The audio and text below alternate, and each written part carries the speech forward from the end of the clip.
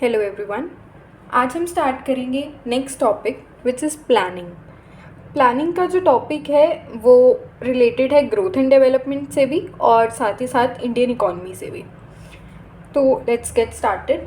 इसमें हम सबसे पहले let's see meaning of planning. Planning कहते किसको हैं? तो प्लानिंग का मतलब है किसी चीज़ को पहले से प्लान करना कि क्या चीज़ कैसे कब हम उसको एग्जीक्यूट करेंगे, कैसे करेंगे। अगर हमें कोई ऑब्जेक्टिव है हमारे पास तो हम उसको कैसे अचीव करेंगे। तो हमारी as per the growth and development जो हमारी सेंट्रल प्लानिंग अथॉरिटी होती है वो हमें एक एम या एक ऑब्जेक्टिव प्रोवाइड करती है कि हमें ये पहुंचना है और उसको कैसे पहुंचना है उसके लिए प्रॉपर टेक्निक देती है। So planning is a technique जो कि हम यूज़ करते हैं, जो हमारे वेल डिफाइंड ऑब्जेक्टिव्स हैं, एम है, जो ऑलरेडी प्री डिटर्मिंड है सेंट्रल प्लानिंग अथॉरिटी के ने जो किया है प्लान, तो उसको फुलफ़िल करने के लिए जब हम उसको एग्जीक्यूट करते हैं as per the given directions by the central planning authority following the objectives and the AIIMS determined, तो उसको बोलते हैं प्लानिंग। ठीक है। और डेवलपिंग कंट्रीज़ में प्लानिंग की बहुत ज़्यादा नीड होती है। Why do we need planning? Very first point is development of infrastructure.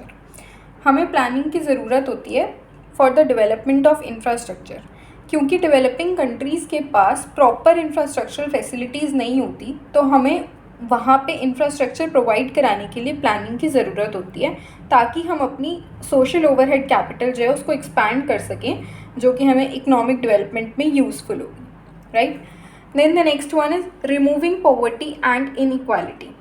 अब जो मार्केट मैकेनिज़्म है वो अकेला इससे डील नहीं कर सकता कि वो प्रॉब्लम ऑफ पॉवर्टी को भी ख़त्म कर दे और इनइक्वालिटी को भी ख़त्म कर दे। इसलिए इकोनॉमिक प्लानिंग की ज़रूरत होती है ताकि हम अपने ऑब्जेक्टिव को पूरा कर सकें पॉवर्टी और इनइक्वालिटी को रिमूव करके।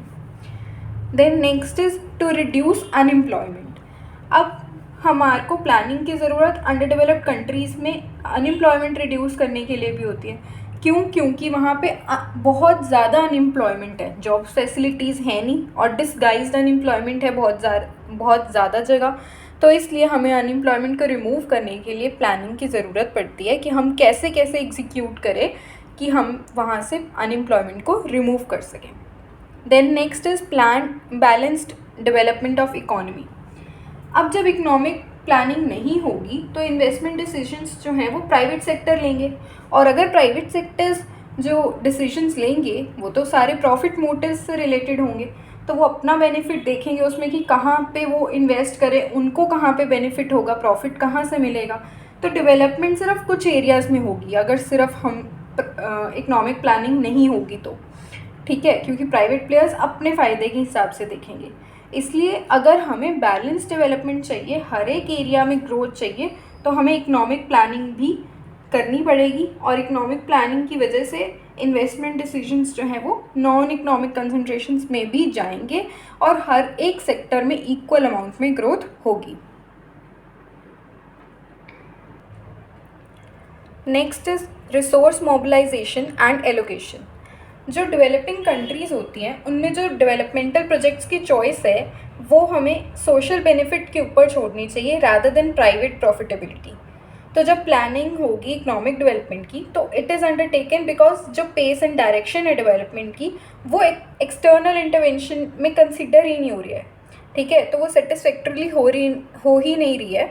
तो जो रिसोर्सेज हैं वो प्रॉपरली मोबिलाइज नहीं हो रहे, एलोकेट नहीं हो रहे, तो कुछ सेक्टर्स जो हैं वो निगलेक्टेड रह जाते हैं और उस वजह से वहाँ पे ग्रोथ एंड डेवलपमेंट नहीं हो पाती।